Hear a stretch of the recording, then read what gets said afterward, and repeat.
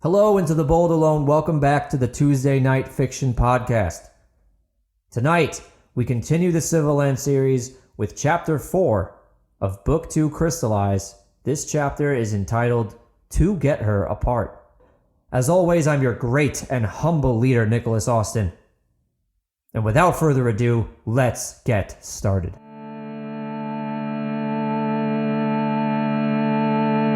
This will call with spirit true. I swear I'll hear that sound in you.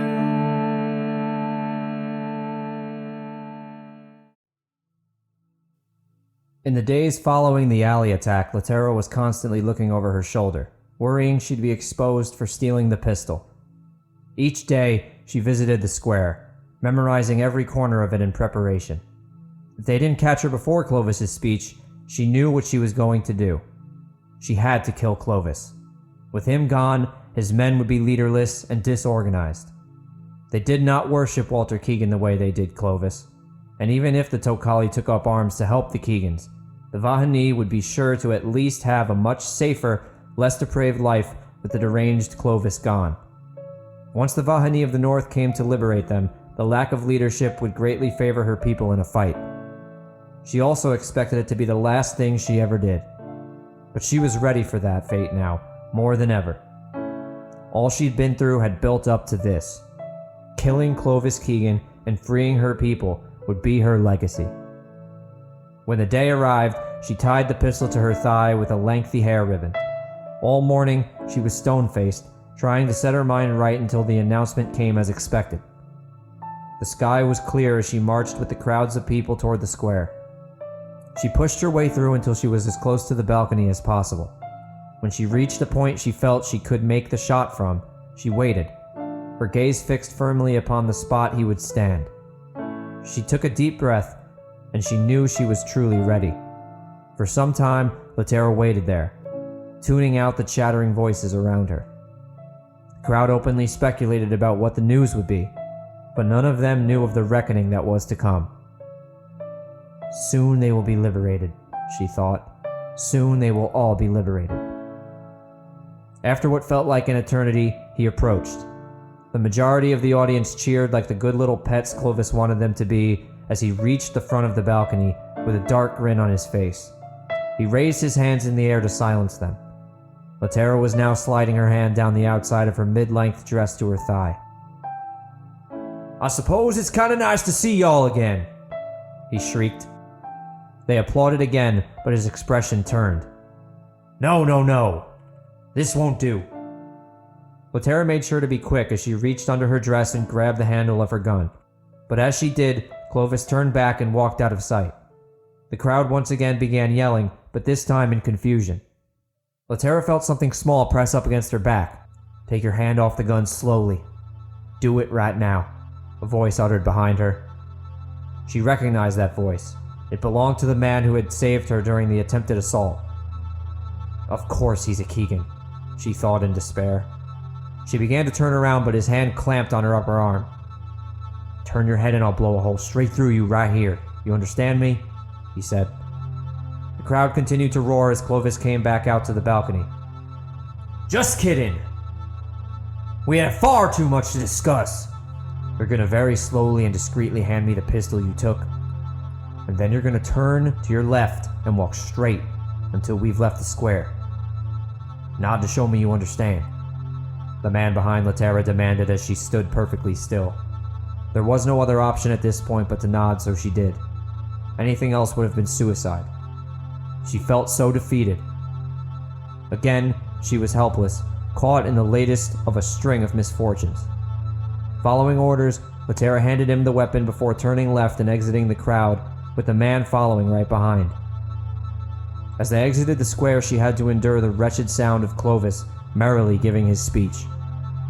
All she could think was she should have shot sooner.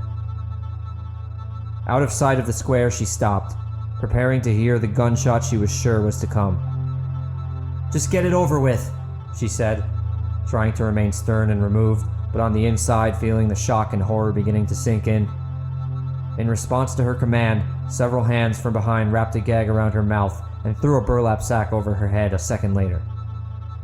As Latera was forcefully dragged through the streets, she prayed. Though her words were silent, Latera hoped the mother could still hear her.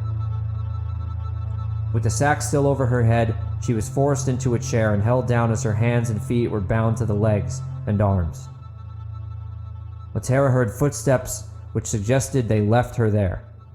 She waited at first, listening for any sign of movement. When there was none, she began to test her binds. The first time she managed to tip over the chair and began to crawl, someone in the room lifted her back up and put her in place. It shocked her. This still, utterly silent person, whom she'd heard not even a breath from, let alone a peep of frustration or anger at her attempted escape. After a moment or two to digest it, she stopped caring about whether there was someone there. She wasn't willing to wait patiently for her slaughter. She tried again, but her attempt was stopped a second time. After some time of carrying on like this, she gave up. As tired as Latera was of feeling helpless, she knew she needed to stop resisting now, or she'd exhaust herself too much to escape if there ever was an opportune time. She was exhausting herself, not only physically in her escape attempts, but also mentally. Her nerves were frayed, which was evidenced by how she shook in her binds. Though her gag had been removed, the sack over her head remained in place, as did the ropes tying down her limbs. She knew screaming would do no good, and might even result in her getting shot. The more she thought about how helpless she was, how restricted, how controlled, the more the tremors shook her.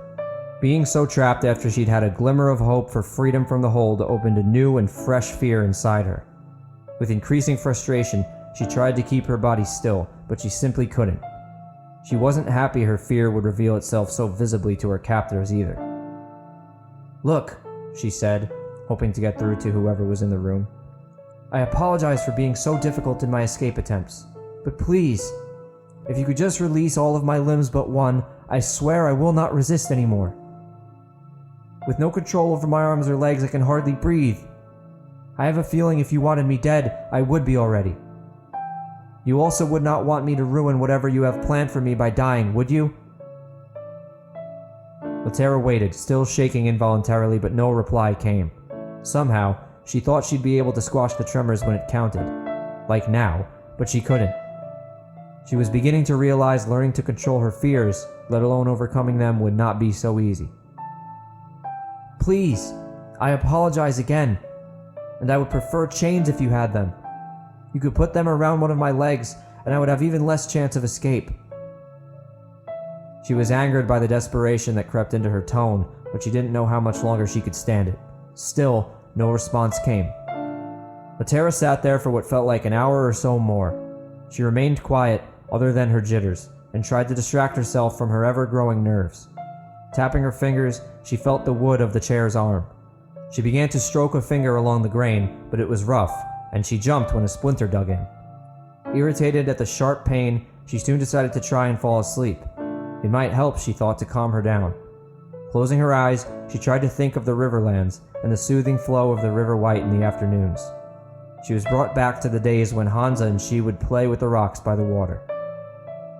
"I accept your apology," the faintest of voices said in her ear. She could have jumped right out of her binds from the fright. It was the same man from the alley. Once again, she was shaking and breathing heavily, which only served to irritate her. "For the sake of the mother! You sick, twisted! It was you standing there for all these hours and you said nothing? Who are you? And what do you want from me?" "Sometimes silence is the most magnificent sound the world has to offer, you know." This time the man was directly in front of her. He had moved without an audible step. "Stop that!" It became silent again. Though her crown-braided hair was sweaty and damp against her forehead, she still felt an icy chill through her arms and neck. "Enough with this game! Just answer me!" "What I want is for you to be silent." The man was now at her right. Now you might be thinking, well, that's a simple request. Too simple, in fact. He must be trying to trick me. That is what you're thinking, is it not? I do not. Aha! I knew you couldn't do it. I just knew it. You don't know what silence even is. Nor do you know how to listen. But you're gonna learn. Oh yeah. You're gonna have to learn. And learn fast. Latera followed the order, listening as the man loudly and rather dramatically stamped his feet as he marched away from her to the right. A door ripped open, and he let out a sharp, blaring whistle. Within a few seconds, she could hear cries for mercy and panting as others were brought into the room.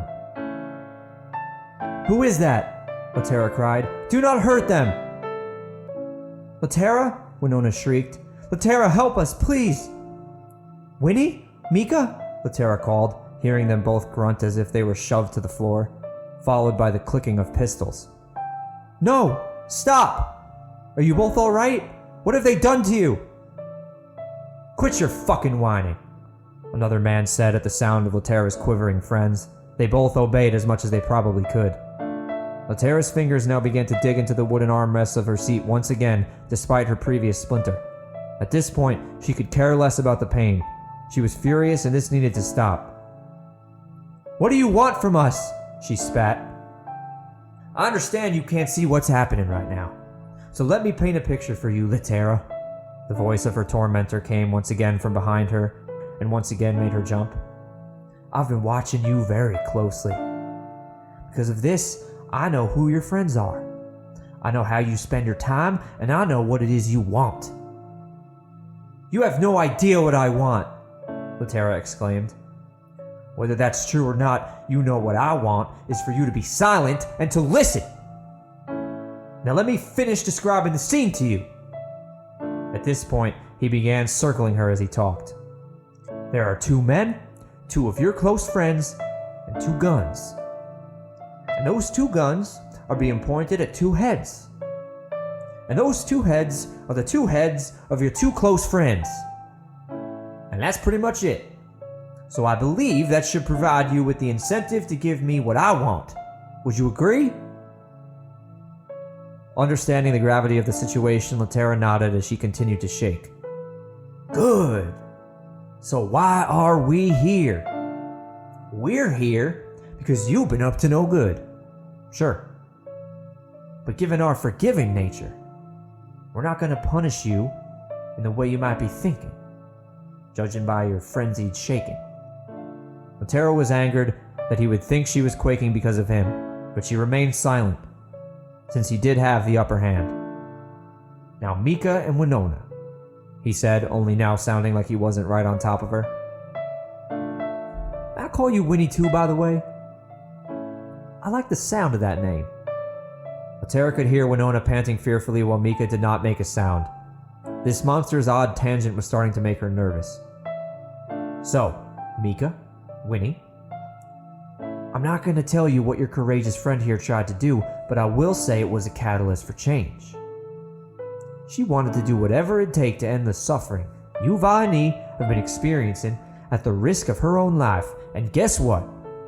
Her goal was achieved. This martyr of yours might have potentially ended your pain." Confusion swept over Latera. What did he mean? And more important, who was this man to the Keegans? She kept asking herself this, but the importance of the answer didn't strike her until this moment. She heard the once again exaggerated, pounding footsteps as he marched back to her, but this time they were accompanied by his loud sniffing. Is that hope I smell?" he said, continuing to sniff. "Good. Maybe now you see I do know what it is you're after, and I am willing to give it to you. You want your people to be safe. You want their suffering and mistreatment to end. Most nobly, you'd be willing to take it all away from them even at cost to yourself, but I'm here to tell you that you won't have to. What you will need to do is simple. You've been doing a much better job of it so far. Do you know what it is? You guessed it. Listen!" Latera felt lost, but there was hope inside her nonetheless. Whatever he meant by his words, the prospect of safety for the Vahani was too enticing to ignore. By now, they both knew she'd do anything to achieve that end. Beginning to feel lightheaded from the sweating in the burlap sack for so long, Latera forced herself to focus.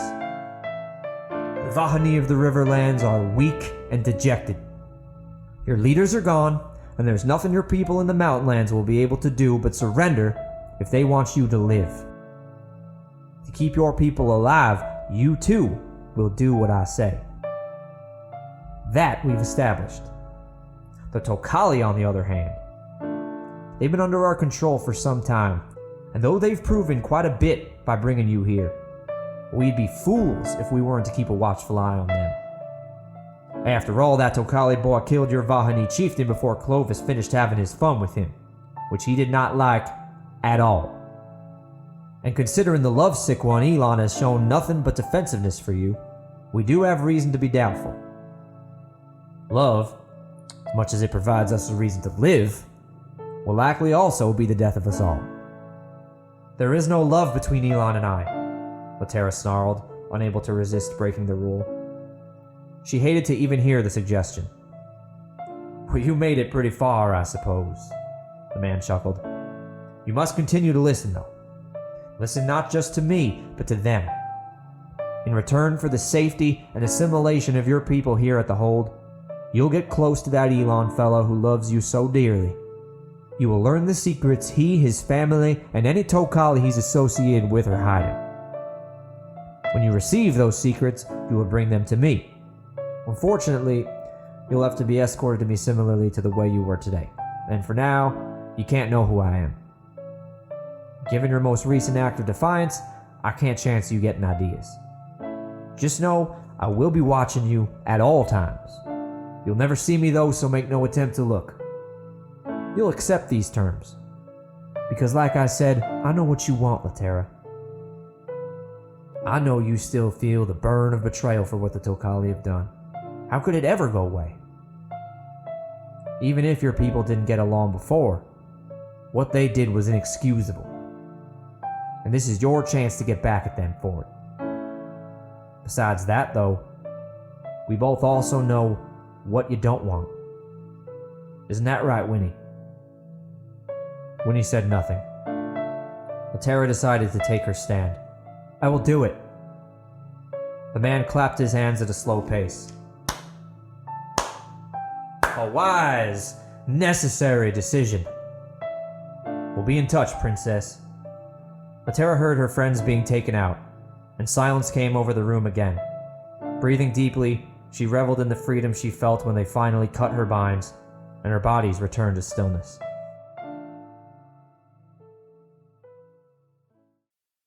And that will do it for part 1 of 2 tonight. As we can see with the chapter title, To Get Her Apart, the Keaton Gang has plans for Latera.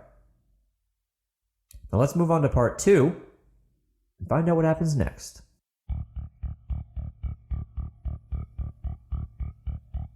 There was no more time to pretend. There was no arguing with Varric. Now, an opportunity had presented itself. It would be a risk for certain.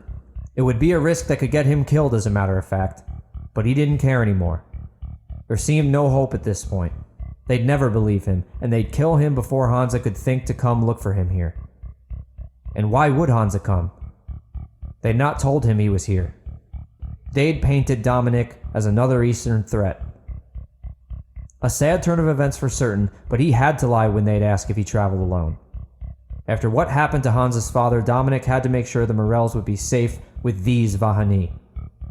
How could he have known that the Morels had immunity still, or that Varric and the Vahani of the Mountainlands would hate men of Eastern descent so much? Now, after months, Dominic had a stroke of luck that would allow him to make his attempted escape and use all the capabilities of survival he'd learned. When the guard had bound his hands behind the pole in the cell, Dominic had attempted to act cooperatively. With the guard's attention reduced, Dominic had kept his hands close to his back, with his wrists separated as much as possible, before being bound. This provided him slack in the rope he could use to work his thumbs between it in the time he spent alone in the cell. The darkness was very much beneficial in this purpose. He twisted his wrists furiously, stretching the rope as much as possible, and worked up a profuse sweat with each attempt until his binds were loose enough to rip off. Once he was freed, he crept over to the door leading into his cell. Carefully, he crouched down to peep through the crack at the bottom of the door. Through the thin gap, he saw another wall about 5 feet beyond the door. Dominic had no idea what to do now. Having been led into his cell always blindfolded, he had no concept of the layout of the great fortress. In the middle of considering his options, he heard easy footsteps coming from the right, which broke the light as they passed in front of the door and continued down the hallway. Dominic noted the tanned feet had been in open-toed shoes sprinkled with dark hair. A guard, he presumed, for no man coming in and out of the early spring chill would be wearing sandals. So this man was stationed inside for a long period, meaning he was likely a guard on rotation. This might make things difficult. He also realized he may not have much time, and if he was found to have escaped his binds, he would be doomed. He waited for the feet to return with his ear pressed against the door. When he could hear them approaching, Dominic swept dirt under the crack, hoping the guard would rush in unthinkingly. Instead, the guard stopped walking and appeared to hesitate, before running off and disappearing. Dominic was horrified. Had the guard just run for reinforcements? A crinkling sounded at the door, which began to creak open. Another guard, of course. There must have been a stationary one next to his door. Dominic hid behind the hinges and scooped up 2 handfuls of dirt this time as a spear led the guard's way into the cell. When he saw the sentry's mouth drop at the side of the empty pole, he jumped out and unloaded a handful of dirt in his eyes. The guard let out a yelp and fell to a knee, furiously wiping at his face. Dominic seized his opportunity and ripped the spear from the hands of the Vahani. Flipping it around, he slapped the blunt side across the guard's temple. The guard dropped, unconscious. Dominic heard steps running toward the cell, echoing through the halls. Panicking, he ripped the white hooded coat off the guard and whipped out the binds he had escaped from. As quickly as he could, he slid into the coat and threw the hood over his head. As the steps neared the door, Dominic could tell it was only one person arriving. He lifted the spear to keep it by his side, then he ducked his head down and began to tie the unconscious Vahani to the pole, with their backs to the door as another guard entered the dark room, spear at the ready. "What happened here?" the man asked. Dominic said nothing at first, as he tried to think through how to proceed, his heart racing. He was glad, for once, of the darkness, because it further hid the unconscious guard's face. He tried to escape. His binds must have been too loose. "I can handle it from here, thank you." Dominic had never been so happy he'd learned the Vahani language in his life. He wasn't sure about his accent, but he prayed it would be enough. He'd practiced it heavily with Hansa on their journey in moments of boredom, so perhaps he'd improved. "I heard a scream, though. What was that about?" The guard followed. "It was nothing. We grappled and I dropped my spear. He went for it, but I blinded him with some dirt and knocked him out." "Well then." The guard sounded impressed. "Did the mother make you resourceful or what?" "I suppose you needed to be, though. Nearly getting bested by an Easterner like this one." "This worthless Eastern scum didn't even come close to besting me." Realizing his lack of fluency with the language and knowing he couldn't hide his face by pretending to tie the man up much longer, Dominic decided he needed to end the conversation as soon as possible. "I am fine to finish up here, though, so you may return to your post now. Thank you again for checking on me." The Vahani paused for a moment, turning his head sideways. Something had made this man uneasy. "Come see me at the quarters as soon as you are finished up. I will send someone else for cell duty for the rest of the night, and we'll go summon the masters now so you can tell them about what he has done. I think this might be the last straw for this one." Dominic nodded, fearful, and feeling the urgency of his escape all the more. "Very well," he said before the guard left the cell. There was no telling when this guard would come around, so now that Dominic was alone, he ripped off his socks, tied them together, and used them as a gag, which he wrapped around the pole. As disgusting and salty as they'd taste in the poor fellow's mouth, Dominic felt no pity following months of mistreatment. Though he knew the gag wouldn't completely silence the guard, whatever time he could buy would be precious to his escape. Peering left and right through the doorway of the cell, Dominic was careful to only narrowly peek through his hood. The corridor was also very dark, and was filled with the cries of Eastern men. Though he'd heard them for some time, they were clearer outside the cell. The newer captives tended to be louder and angrier, while the rest were exhausted and begging. No matter the tone, though, none could hide the desperation that inspired their cries. Through openings along the walls, Dominic could tell it was night. The hall was lit only by dim candle fire crackling by the doors. Despite how accustomed his eyes had become to the darkness, there was no seeing the entirety of the long pathway of the lined cells. He was only relieved there were no guards in sight. He supposed 2 were enough to watch helpless men. As he edged out of his cell, Dominic pulled the door shut. Sweat poured out of him and soaked the thick Vahani jacket he wore as he stared down the darkness before him. Why was the tunnel so long with such few prisoners, and where could it possibly lead, he wondered. He wished for a moment his magic was real, not illusion, and a trapdoor would open to take him right back to Haran, to a time before any of this mess had begun, to the time when he had felt for once in his life he'd found his place in the world. Then he let the wish go, knowing no amount of wishing could help him now, and began down the hallway. The whining of the eastern prisoners grew louder in the halls as he went deeper and deeper, or at least he felt like he was hearing more of them. A large wooden door at the end of the way came into his view. When he realized there was no one by it, he darted over and took a deep breath. Though he heard nothing on the other side, it was thick and he was nervous. Whether the inside of the great fortress was bustling at this hour or empty, Dominic's escape would need to be calculated. "And from your pain your fortunes will be awoken," Dominic said under his breath, recalling the speech he'd always given at his shows. It had become his own inspirational credo. With that, he shoved open the door and walked out onto the streets of the great fortress, hood still up. The late hour was noticeable by the sheer sparseness of people. Dominic walked briskly through the streets, his head down but turning in every direction. All he knew was he needed to find the southern gate of the fortress fast, so he could have some idea of where he was escaping to. From what he'd heard, there was only ocean to the north, and at this point, he either needed to find Hansa or head back through the passage into the east. Either way, he'd first need to travel south and get far away from the fortress. Because what you're about to behold here isn't beyond your own reach or ability. Continuing on through the streets, he saw the occasional Vahani walking by, but fortunately none paid him too much mind. The general design of the fortress seemed to be a winding hill, with the structures increasing in scale as it went up. As such, Dominic assumed his best course was to go down. And so he went until he came upon a market-looking area, which was empty. Looking down, he noticed the center of the marketplace floor broke away from the uniform stone path to form the design of an eye. The sight shocked him for a moment before he looked back up and saw an open archway that led out of the fortress before him.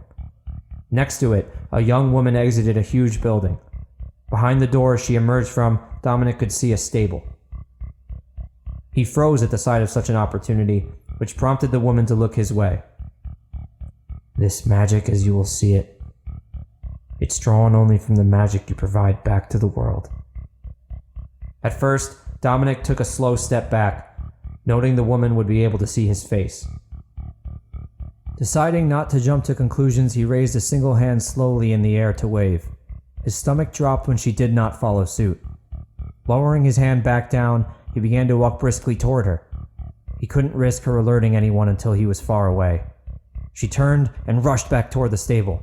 Dominic darted toward her at full speed. The young Vahani woman momentarily struggled with the barn door, which allowed him to catch up to her. Dominic grabbed onto her arm, prompting her to scream, but he easily overpowered her and put his hand over her mouth.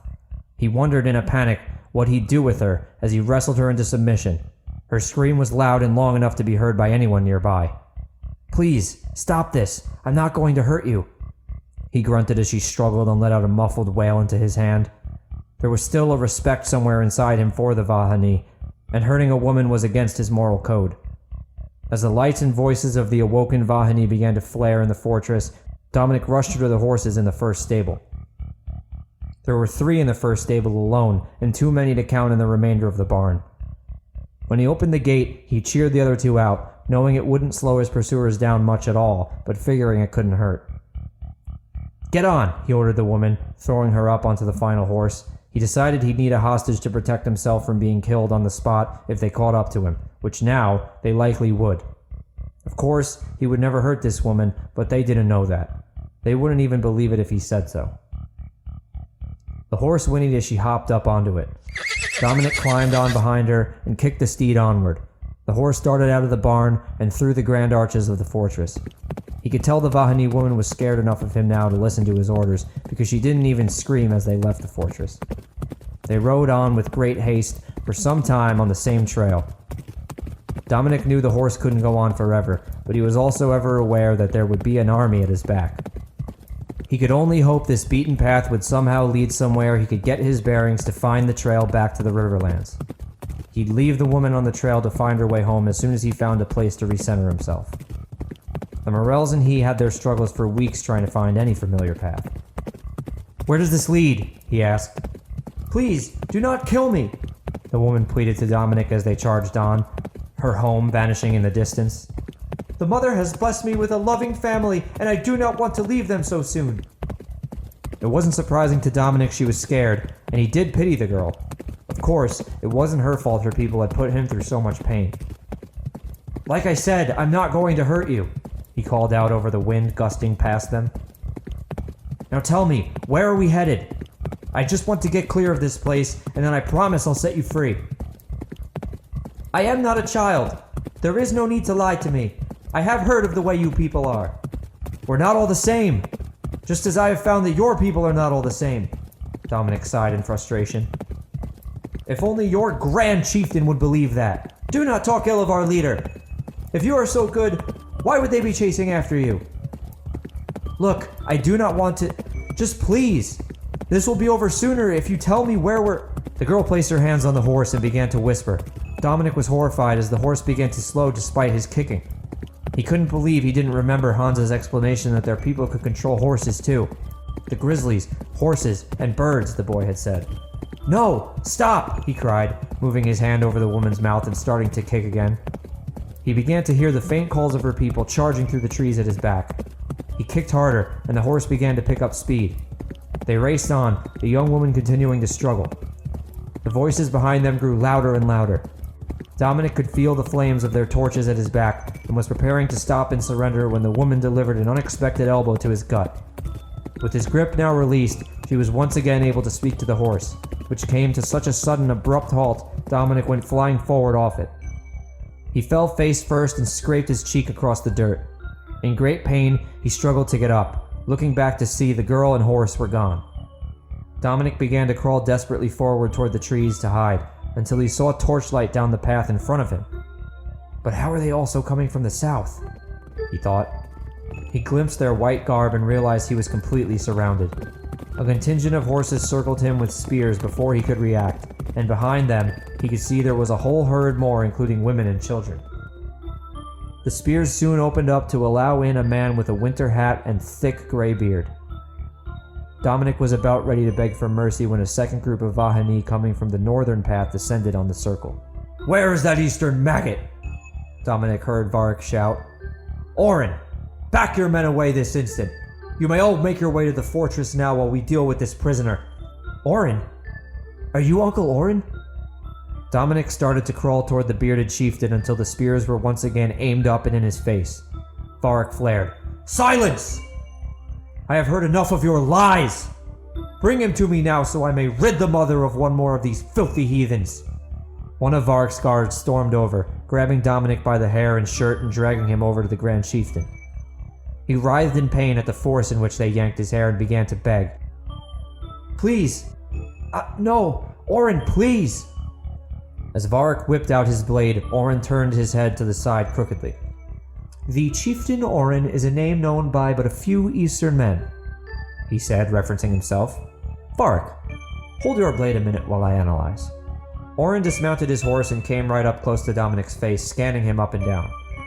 When he'd seemingly seen him from each angle, he turned his head once again. "No, I cannot say I have seen this one before. However, there is one word you said to me that only 2 people in this world have ever said to me. One word that can save your life right now if you can say it to me again. Now what is it? What might it be? And be quick about it, or it'll be off with your head." Dominic struggled to answer. His mind raced too fast in panic and fear to follow what Orin wanted him to say. "Orin, there is no need for this foolishness," Varric said. Orin looked at Dominic intently, waiting. When Dominic provided no response, he said, "Well then, I guess it is off with his uncle." From the crowd, Hansa emerged. "Well, yes, that would most definitely be the word," Orin said. as if it were Dominic whose mouth it came from. "Hansa!" Dominic managed to shout before his captors shook him to silence. He felt he could have fainted in relief at the sight of the boy. "Uncle, this is Dominic Turner," Hansa repeated. "This is the man who saved me." Behind Hansa, Dominic saw Harrison and Jeannie also emerge from the crowd. Only Jeannie smiled at the sight of him. "Let us get back to the fortress," Vark snarled in silence following Hansa's validation. His cold eyes sliced through Dominic. "There is much for us to discuss."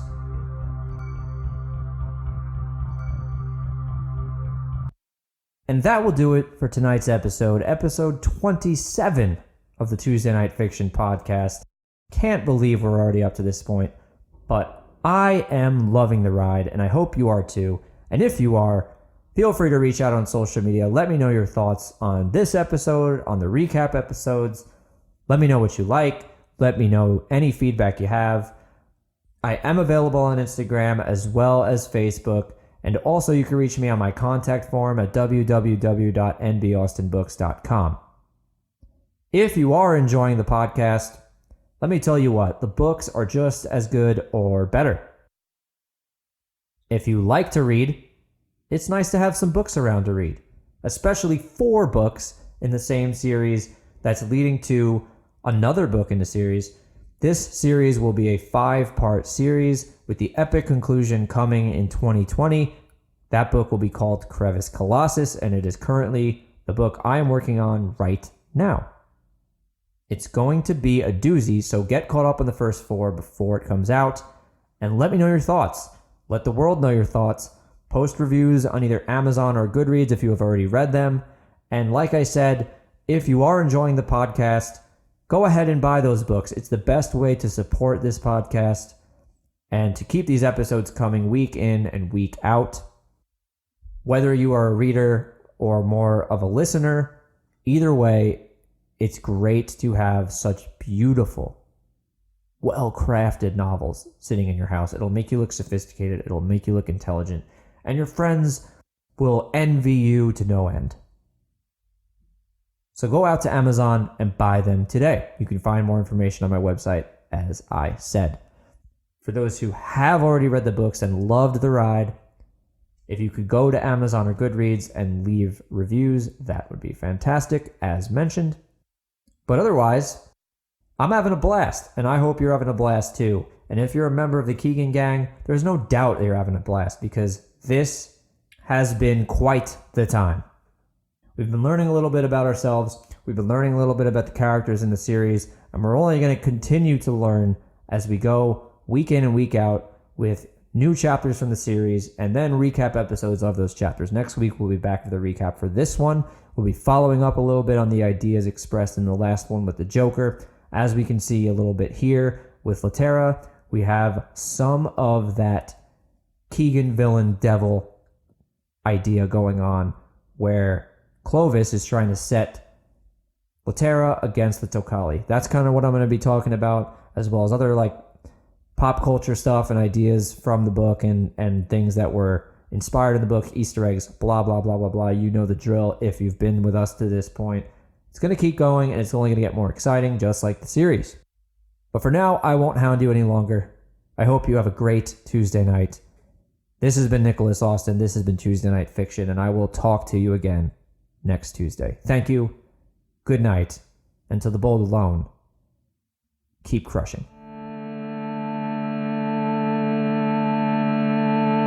The sound will call with spirit true. I swear I'll hear that sound in you. The Tuesday Night Fiction podcast, the Civilands series, and the musical score for the podcast